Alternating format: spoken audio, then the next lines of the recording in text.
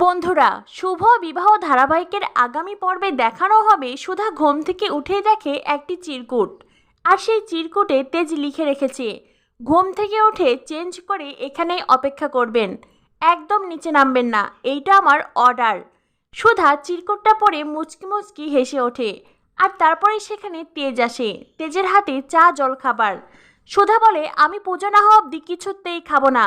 তেজ বলে, আপনাকে খেতেই হবে। সুধা বলে, আমি তো বললাম মিস্টার বসু মল্লিক আমি খাবো না।